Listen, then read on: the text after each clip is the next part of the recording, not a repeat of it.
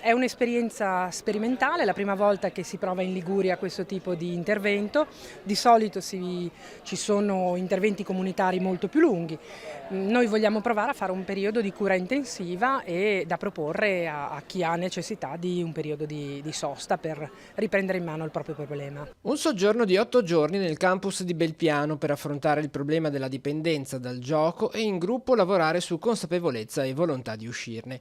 Parte per la prima volta in Liguria il progetto di terapia di gruppo per combattere il fenomeno del gioco d'azzardo patologico. Una dozzina di soggetti destinatari dell'iniziativa, di quello che vuole diventare un programma di riabilitazione innovativo che punta a coinvolgere le diverse realtà impegnate nel contrasto al gioco. Sarà fatta come proposta a quelli che sono già pazienti, che si rivolgono agli operatori del gambling del servizio, piuttosto che con l'aiuto dei medici di base anche a quelle persone che manifestano un problema e si rivolgono al medico di famiglia per consigli, per sostegno, eccetera, oppure in tutta una serie di altri luoghi in cui, ahimè, capitano o possono capitare i giocatori d'azzardo a chiedere aiuto, ad esempio la banca. La novità è stata presentata nel corso di un convegno sul tema che si è svolto al Centro Benedetto Acquarone di Chiavari. Quella legata al gioco è una dipendenza che coinvolge un sempre maggior numero di soggetti, con diverse connotazioni. In realtà quelli seguiti dalle strutture sanitarie